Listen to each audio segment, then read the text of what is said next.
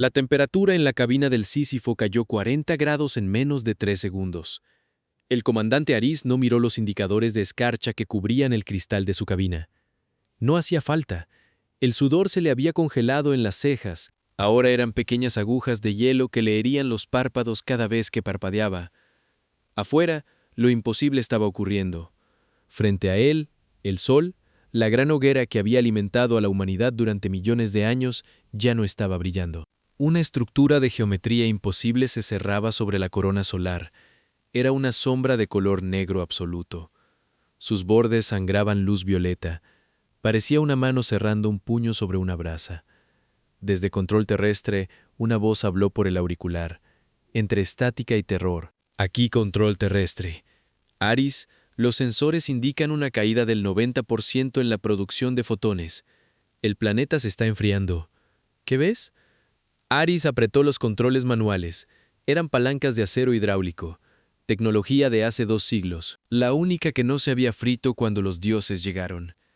Aris respondió sin apartar la vista del sol. Veo el fin de los tiempos, control. Su voz era plana, no temblaba, no había emoción en ella. Era la voz de un hombre que ya había entendido que no volvería a casa. Luego añadió, no vienen a invadirnos, ni siquiera nos han hablado. Simplemente están apagando la luz para ver mejor en la oscuridad. La voz de control terrestre volvió a sonar, más desesperada. Aris, sal de ahí. La gravedad está colapsando. Aris miró la pantalla analógica. El pulso del sol se estaba apagando. La Tierra ya no era un planeta en órbita. Era un náufrago en un océano de noche eterna. Aris activó el canal de respuesta. Control. Dile a mi esposa que no use el combustible de reserva todavía. Lo vamos a necesitar para lo que viene. Desde control terrestre, la voz respondió con miedo. ¿Lo que viene? ¿De qué hablas? No hay nada que hacer contra seres que pueden asfixiar una estrella. Aris sonrió. Sus labios se agrietaron por el frío. La sangre apareció en las grietas de su boca. Entonces dijo, ellos tienen el poder de un dios. Pero nosotros tenemos un planeta lleno de chatarra y 1 millón de ingenieros que no saben cuándo rendirse. La humanidad siempre temió el impacto de un asteroide. También temió una guerra nuclear. Pero nadie nos advirtió sobre la cosecha estelar. Los llamamos los arquitectos del vacío. No eran una flota. No eran soldados. Eran entidades de escala planetaria. Veían el universo como una gasolinera. Para ellos, nuestro Sol era solo un tanque de hidrógeno que necesitaba ser drenado. En menos de 1 hora, la temperatura global bajó a niveles de congelación. Las ciudades se convirtieron en tumbas de cristal. La civilización moderna colapsó con el primer pulso electromagnético que emitieron sus estructuras de recolección. Nuestros microchips murieron. Las redes eléctricas cayeron. Las ciudades quedaron a oscuras. La energía limpia, los sistemas automáticos y las máquinas de precisión se apagaron al mismo tiempo. Pero hubo algo que los dioses no tuvieron en cuenta. Durante siglos, los humanos habíamos llenado la órbita terrestre y nuestros continentes con basura. Satélites obsoletos, viejos motores de combustión, reactores de fisión abandonados, millones de toneladas de acero reforzado. Para una civilización avanzada, todo eso era basura. Para nosotros, eran las piezas de un rompecabezas desesperado. En el búnker de Cheyenne Mountain, la doctora Elena Vance miraba un mapa de la Tierra que se apagaba. Las luces de las ciudades desaparecían una por una. Parecían luciérnagas aplastadas en la oscuridad. Vance no lloraba, no gritaba. Solo miraba el mapa y contaba cuántas luces se apagaban por minuto. Luego habló ante el Consejo de Supervivientes. No podemos encender el sol, dijo Vance, pero podemos mover la casa. El silencio que siguió fue absoluto. Un general fue el primero en responder. Su medalla de honor era ahora el único metal brillante en una habitación iluminada por velas. Doctora, eso es físicamente imposible. La masa de la Tierra, la inercia. Vance lo interrumpió y golpeó un plano amarillento sobre la mesa. La física es solo una serie de reglas, y los humanos somos expertos en romper reglas cuando tenemos el cuchillo en la garganta. Vance respiró hondo. Después señaló el plano. No vamos a usar motores de plasma, no vamos a usar antimateria. Vamos a usar lo que tenemos a mano. Luego señaló hacia el exterior. En los depósitos de chatarra de 3 continentes, excavadoras que escupían humo negro desenterraban metal, motores y restos de una civilización muerta. Vance continuó: vamos a construir un motor de empuje masivo, un motor de inyección de detonación nuclear. Vamos a usar cada ojiva atómica que nos queda, cada motor de cohete viejo, cada viga de acero de nuestras ciudades. Vamos a convertir a la Tierra en una nave espacial. El consejo no respondió. Algunos bajaron la mirada. Otros miraron a Vance como si acabara de proponer una locura. Pero nadie tenía una idea mejor. Vance miró a todos y concluyó: ¿y si los dioses quieren nuestro sol? Que se lo queden. Pero este planeta no se va a quedar quieto para morir. El mundo cambió en 7 días. Ya no había naciones, no había presidentes, no había banderas, solo había soldadores y buscadores. La operación se llamó Proyecto Éxodo Sucio. Mientras el cielo se volvía de un color púrpura antinatural, los océanos empezaron a formar una costra de hielo de 3 metros de espesor. Y mientras eso ocurría, la humanidad empezó a martillar. En el puerto de Shanghái, miles de hombres y mujeres trabajaban a menos 30 grados Celsius. Sus manos estaban cubiertas de llagas por el frío, pero nadie soltaba la antorcha de soldadura. Estaban desmantelando portaaviones para construir las cámaras de combustión de los propulsores terrestres. No había computadoras de alta precisión. Usaban reglas de cálculo. Usaban lógica analógica. Usaban papel, lápiz, cables y rabia. Los alienígenas observaban desde sus naves nube en la atmósfera superior. No intervenían. Para ellos éramos como hormigas intentando mover una montaña con granos de arena. No nos veían como una amenaza. Nos veían como una curiosidad biológica, una especie que se aquitaba antes de morir. En el día 15, el primer motor estuvo listo en la cordillera de los Andes. Era una estructura grotesca, una torre de 3 kilómetros de altura. Estaba hecha de acero reciclado, cables de alta tensión remendados y placas de plomo sacadas de viejos hospitales. El combustible no era helio 3, eran bombas de hidrógeno viejas. Habían sido desarmadas y reconfiguradas para explotar en una secuencia controlada dentro de una cámara de acero reforzado. Vance explicó el sistema por la red global. Es un motor de explosión nuclear pulsada. Es sucio, es ruidoso, va a irradiar la mitad de la atmósfera, pero nos va a dar el empuje inicial. El primer pulso ocurrió a las 3 de la mañana, hora GMT. La Tierra no se movió kilómetros, se movió milímetros. Pero fue suficiente. Por primera vez en 10.000 años, las estaciones de monitoreo de los arquitectos emitieron una alerta. Algo estaba mal. La biomasa del tercer planeta no estaba muriendo en silencio. La hormiga acababa de morder la mano del gigante. El cielo de la Tierra ya no era azul. Sin la luz del sol dispersándose en la atmósfera, el firmamento se había convertido en un abismo de color petróleo. Solo lo decoraban las luces artificiales de los 12 pilares de Atlas. Vistos desde el espacio, los pilares parecían pequeñas pústulas de luz naranja sobre una canica de hielo. De cerca, eran la mayor herida que el hombre le había hecho a su propio hogar. En la base del pilar 4, situado en lo que solía ser la cuenca minera de Australia, el aire era una mezcla tóxica de ozono, humo y sudor. El ingeniero jefe era un hombre llamado Marcus. Sostenía un plano físico con ambas manos. Tenía las manos tan curtidas que el metal caliente ya no le producía ampollas. El papel estaba amarillento y manchado de grasa de motor. Marcus no usaba una tableta. Las tabletas morían cuando el frío bajaba de los 40 grados bajo cero. Marcus miró hacia arriba. Una viga de acero colgaba de una grúa oxidada. La habían recuperado del desmantelamiento de un puente ferroviario. Marcus levantó el megáfono y gritó: ¡más rápido! Esa cámara de combustión necesita el doble de blindaje si no queremos que Sydney se convierta en un cráter radiactivo en el primer encendido. Un joven operario se acercó corriendo. Era casi un adolescente. Tenía la cara manchada de hollín y los labios partidos por el frío. El joven habló con dificultad. «Señor, nos hemos quedado sin tungsteno para los electrodos de encendido. Las reservas nacionales están vacías». Marcus no pestañeó.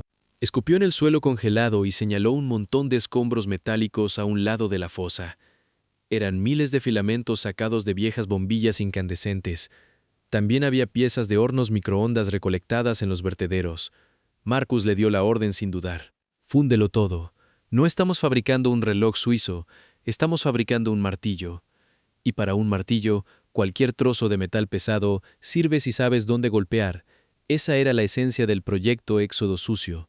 Mientras los arquitectos utilizaban tecnología capaz de manipular las cuerdas mismas de la realidad, nosotros construíamos el motor más grande de la historia con los restos de nuestra propia obsolescencia. Estábamos soldando el pasado para asegurar que tuviéramos un futuro. El primer ataque ocurrió en el Pilar 7, en las llanuras de Siberia. 3 esferas de color negro mate descendieron de la capa de nubes congeladas. Tenían el tamaño de edificios de 10 pisos. No emitían calor, no tenían luces, no hacían ruido de motor. Eran los drones de silencio de los arquitectos. Su función era simple: eliminar cualquier fuente de fricción que retrasara la cosecha estelar. Los drones no dispararon láseres, no lanzaron misiles, solo emitieron una onda de frecuencia gravitatoria. Vimos cómo las excavadoras se aplastaban como latas de refresco bajo una mano invisible. Vimos cómo los hombres caían de rodillas. Los huesos de sus piernas se quebraban bajo el repentino aumento de su propio peso. Pero los arquitectos cometieron un error de cálculo. Pensaron que, al destruir nuestras herramientas avanzadas, nos quedaríamos indefensos. El capitán Kovic, un exartillero de la Marina, custodiaba el perímetro del Pilar 7. No buscó un botón de disparo electrónico. El pulso electromagnético de los drones ya había frito los sistemas de puntería. Kovic puso su mano sobre un cilindro de metal de 6 metros de largo. Era un cañón de riel improvisado. Estaba montado sobre el chasis de un antiguo camión minero Caterpillar. Los rieles de disparo eran literalmente vías de tren de alta velocidad arrancadas de la estepa rusa. Kovic dio la orden. Alineación visual. Sus hombres usaban cuerdas y poleas para girar la enorme mole de acero. No había software de trayectoria, no había pantallas. Solo un sargento con un ojo cerrado y un pulgar levantado hacia el cielo negro. Cuando el sargento bajó el brazo, Kovic gritó: «¡Fuego!». El proyectil era un bloque de wolframio sólido de 50 kilos. Lo habían recuperado de una planta de blindaje de tanques. Viajaba a 6 veces la velocidad del sonido. No era elegante, pero la física no necesita ser elegante para ser letal. El proyectil impactó en la esfera negra. Hubo un destello de luz violeta. Después llegó un sonido parecido al cristal rompiéndose, pero a una escala imposible. La esfera se tambaleó. Su geometría perfecta quedó deformada por una mella de metal humano. Los dioses se detuvieron. Por primera vez en eones, una de sus máquinas había sido dañada por una especie que todavía usaba combustión y pólvora. No fue una victoria militar. Fue un mensaje. Kovic cargó el siguiente bloque de metal. Luego miró hacia el cielo negro y dijo: «Pueden apagarnos la luz, pero no pueden apagarnos la rabia». Mientras los pilares rugían y los cañones de chatarra disparaban al cielo, el resto de la humanidad aprendía a vivir en el nuevo mundo. La temperatura media global había bajado a menos 60 grados. Los océanos estaban muriendo bajo una capa de hielo que se hacía más gruesa cada hora. Sin embargo, la vida continuaba. Continuaba en las profundidades de las estaciones de metro, en las antiguas minas de carbón, en los sótanos de los rascacielos de Nueva York. En Londres, una madre envolvía a su hijo en 4 capas de mantas térmicas. No tenían electricidad, pero tenían un pequeño brasero de hierro. Quemaban libros antiguos para mantener el calor. El niño no preguntaba cuándo saldría el sol, preguntaba cuándo volverían a temblar las paredes. Porque el temblor significaba que los motores seguían funcionando. El temblor significaba que todavía nos estábamos moviendo. Descubrimos que el cuerpo humano tiene una resistencia que la lógica biológica no puede explicar. Redujimos nuestro metabolismo. Aprendimos a cultivar hongos en la oscuridad, usando el calor residual de los reactores nucleares. Convertimos nuestra desesperación en una rutina de trabajo de 20 horas al día. Los alienígenas estudian las estrellas. Nosotros estudiamos cómo mantener un fuego encendido en medio de un huracán de vacío. Pero entonces llegó el día 45. El día en que los arquitectos se cansaron de nuestras picaduras de hormiga. Hasta ese momento, solo habían enviado observadores. Ahora estaban enviando el ancla. La Tierra se detuvo. No fue una desaceleración gradual. Fue como si un gigante hubiera puesto un dedo sobre una peonza en pleno giro. En los centros de control de los 12 pilares, las agujas de los acelerómetros se dispararon hacia el rojo. Luego se partieron. Los operarios fueron lanzados contra las consolas. En el espacio, el comandante Aris vio cómo la luna, nuestra compañera de siempre, empezaba a brillar con una luz blanca, estéril y eléctrica. Los arquitectos habían desplegado el ancla de masa. No era un cable, no era una cadena, era un campo de torsión gravitatoria anclado en la luna. Fijaba la posición de la Tierra en el tejido del espacio-tiempo. Los dioses no querían destruirnos, solo querían que nos quedáramos quietos mientras terminaban de vaciar nuestra estrella. Para ellos, éramos una mascota intentando saltar de la mesa de operaciones. El ancla era el collar. En el pilar 1, en las llanuras de Kansas, el motor principal soltó un alarido de metal torturado. Las vigas de acero de 3 metros de grosor empezaron a curvarse como si fueran de goma. Marcus vio cómo los remaches de las calderas salían disparados como balas. Atravesaban las paredes de hormigón. El motor seguía empujando, pero la tierra ya no se movía. Una voz llegó por la radio del pilar 1, rota por el pánico. La presión del suelo está aumentando. Si no apagamos los motores, la corteza terrestre se va a fracturar bajo nuestros pies. Marcus miró el monitor de presión tectónica. Debajo de ellos, el magma estaba siendo empujado hacia arriba por la fuerza del empuje contenido. Marcus apretó la mandíbula. Luego respondió con un susurro ronco. Si apagamos, el ancla nos arrastrará de vuelta hacia el sol. Y entonces, el calor de los arquitectos nos cocinará antes de que el frío nos mate. En Cheyenne Mountain, las luces parpadeaban. El aire olía a cables quemados y a miedo encerrado. La doctora Elena Vance estaba de pie frente a una pantalla que solo mostraba errores. Vance habló ante el general al mando. No podemos romper el ancla con el empuje actual. Tenía los ojos hundidos. Las ojeras le oscurecían el rostro. Continuó hablando sin levantar la voz. Es física simple. Su ancla tiene una masa teórica superior a la de la Luna. Estamos intentando mover una montaña con un ventilador. El general al mando la miró. Sus manos temblaban ligeramente. ¿Qué nos queda, Elena?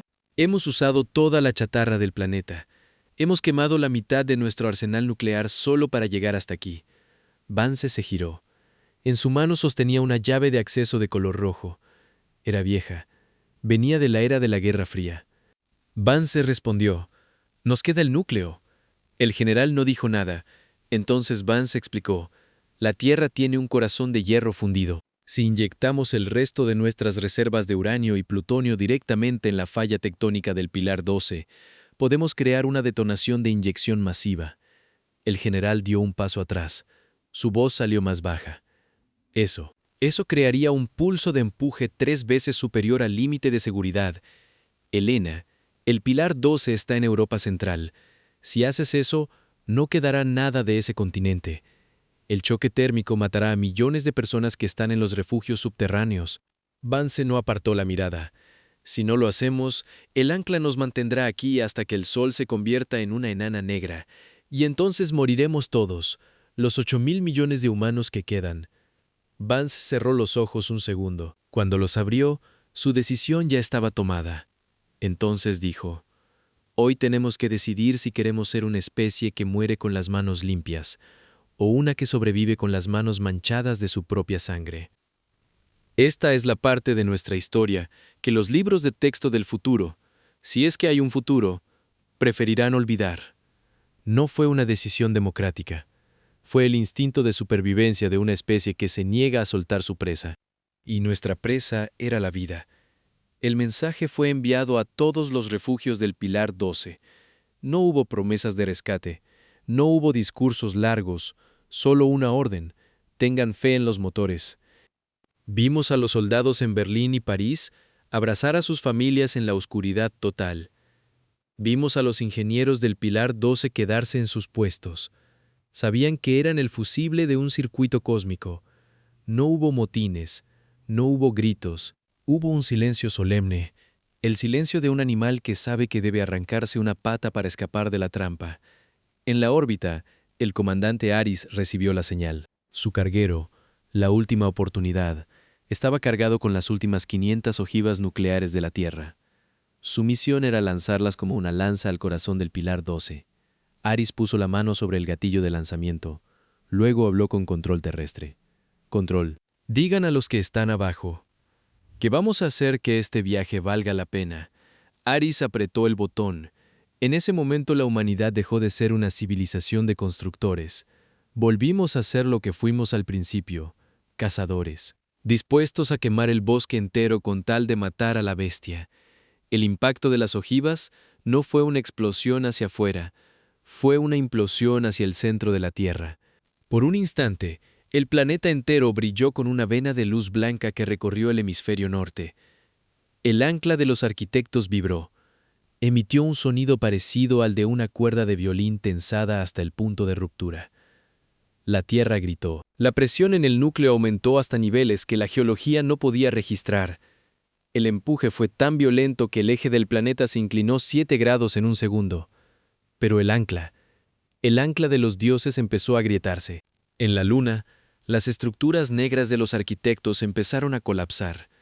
No podían contener la inercia bruta de una especie que acababa de convertir su propio hogar en una granada de mano. La Tierra no se movió con elegancia. Salió disparada hacia el vacío como un proyectil fuera de control. Dejó atrás una estela de atmósfera congelada y escombros. Habíamos roto el collar. Éramos libres, pero el precio estaba pagado. Mientras el planeta se alejaba del Sol a una velocidad suicida, Europa se convertía en un mar de lava y ceniza. Los arquitectos, desde sus naves silenciosas, finalmente hicieron algo que no habían hecho en toda la eternidad. Nos miraron con miedo. La Tierra ya no rodaba, caía a través del vacío. Sin el anclaje del Sol y con el empuje asimétrico del sacrificio de Europa, el planeta había entrado en un giro errático. En la superficie, la gravedad se volvió una broma cruel. En algunas ciudades, los edificios se derrumbaban bajo su propio peso aumentado. En otras, los supervivientes flotaban en la oscuridad de sus refugios mientras la atmósfera se escapaba por las grietas de la corteza. En el puente de mando del Pilar 1, Marcus estaba atado a su asiento con cables de acero. La presión de la aceleración le había reventado los capilares de los ojos. Su visión era una mancha roja. El navegante gritó desde su consola. Tenía la cara aplastada contra el panel por la fuerza G. No podemos estabilizar el giro. El Pilar 12 dejó un vacío de empuje. Si no compensamos, la Tierra se despedazará por la fuerza centrífuga en 10 minutos.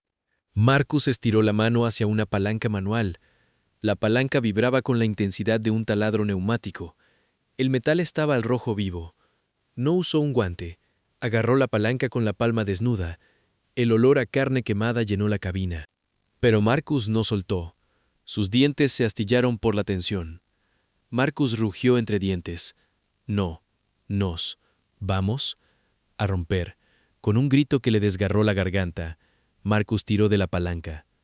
Estaba desviando el flujo de refrigerante directamente al núcleo de combustión del motor. Era un suicidio técnico. El motor explotaría. Pero el empuje lateral nivelaría el planeta. Los arquitectos finalmente comprendieron. No éramos una plaga, éramos una anomalía. Una especie que prefería prender fuego a su casa antes que permitir que alguien le robara la leña. En un último intento por recuperar su propiedad, las naves nodriza de los dioses descendieron desde la órbita de Júpiter. Eran estructuras del tamaño de continentes. Desplegaron una red de filamentos de luz sólida. Querían atrapar a la Tierra como a un pájaro que intenta escapar de una jaula. Vimos las redes de luz cruzar el cielo negro. Parecían auroras boreales, hermosas y letales. Donde tocaban la atmósfera, el aire se incendiaba. La doctora Vance llamó a Aris a través de la estática cuántica. «Comandante Aris, ya no nos quedan bombas, no nos quedan balas, solo nos queda la masa».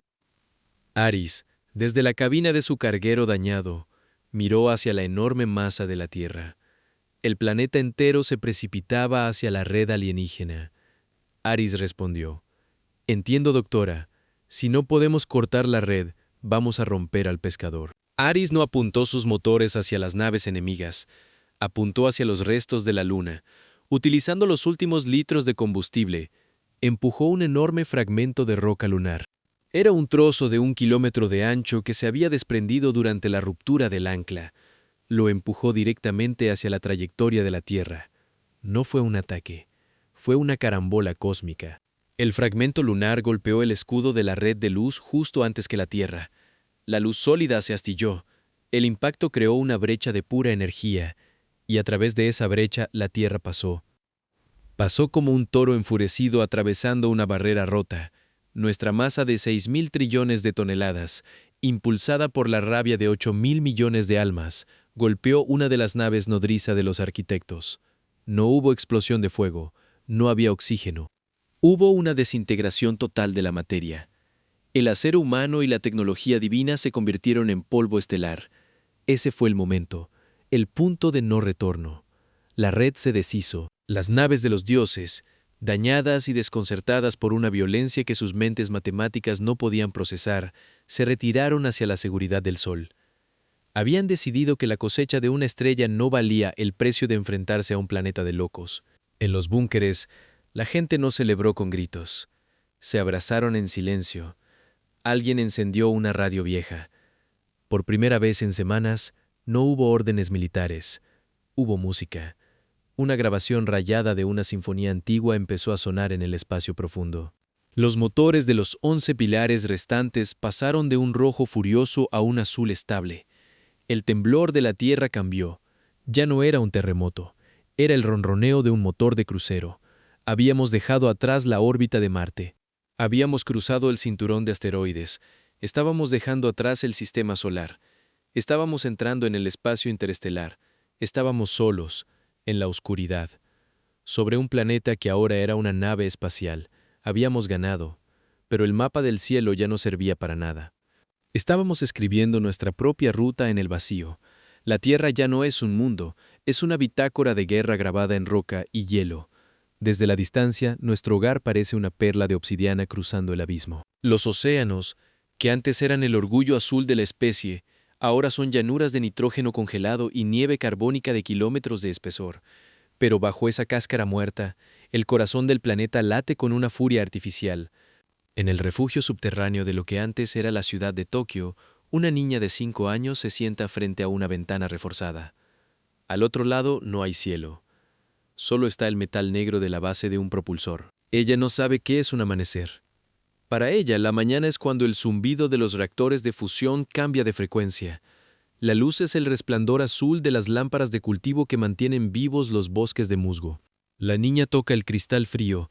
No tiene miedo. El suelo bajo sus pies vibra de forma constante. Es un latido de acero. La niña mira a su madre y pregunta, «Mamá, ¿el sol era tan brillante como los motores?» La madre la mira. Sus manos aún tienen las cicatrices de la gran forja. Sonríe con tristeza. Luego responde, «No, cariño, el sol era más débil. El sol podía apagarse, nuestros motores no. En el centro del sistema solar, los arquitectos del vacío terminaron su cosecha. El sol es ahora una cáscara gris, una enana blanca moribunda envuelta en megaestructuras alienígenas. Pero los dioses no están celebrando su botín. Sus sensores siguen fijos en la firma térmica que se aleja hacia la constelación de Orión. Han visto civilizaciones caer antes. Han visto especies suplicar. Han visto especies luchar. Han visto especies extinguirse. Pero nunca habían visto a una especie amputarse un continente entero para ganar velocidad. Nunca habían visto a seres de carne y hueso convertir su cuna biológica en un arma cinética. En sus registros cuánticos, la clasificación de la humanidad ha cambiado. Ya no somos recurso biológico 3, ahora somos clase Éxodo. La galaxia ha aprendido una lección que no sabía que necesitaba. No le robes el fuego a los hombres, porque los hombres no irán a recuperarlo. Simplemente aprenderán a caminar en la oscuridad hasta encontrarte. Antes de que la Tierra saliera del alcance de las transmisiones de radio de corto alcance, la doctora Elena Vance grabó un mensaje. No iba dirigido a los humanos, iba dirigido a cualquiera que estuviera escuchando en el vacío. Vance comenzó con una voz cansada, pero firme. A los que nos quitaron nuestra estrella. Gracias. Vance respiró. Luego continuó. Gracias por recordarnos que la Tierra no es un lugar, es una decisión. Nos obligaron a romper nuestro hogar para salvar nuestras vidas, y en el proceso nos liberaron de la gravedad de un solo destino. Vance miró la pantalla de control, los 11 pilares de Atlas brillaban al unísono. Empujaban al planeta a una fracción de la velocidad de la luz. Vance terminó su mensaje. Ahora somos vagabundos. Somos los hijos del acero, de la chatarra y de la voluntad pura. No sabemos a dónde vamos, pero sabemos que cualquier sol que encontremos en el camino, lo miraremos de frente sin parpadear. La Tierra se alejó. Detrás de ella, el sistema solar era solo un punto de luz tenue. Delante estaba el vacío infinito. En la superficie congelada, una placa de metal había sido soldada sobre el cráter de lo que fue Europa. En ella, en 1000 idiomas diferentes, había una sola inscripción grabada con láser. Aquí vivía una especie que amaba la luz. Ahora somos la luz que camina entre las sombras. Algún día, dentro de 1000 años, otra civilización verá un objeto extraño entrando en su sistema. No será un cometa, no será un asteroide, será un planeta oscuro, rodeado de motores que ruguen con el poder de 1000 bombas atómicas. Y sabrán, antes de que podamos decir una palabra, que los humanos han llegado, y que esta vez no venimos a pedir permiso para quedarnos.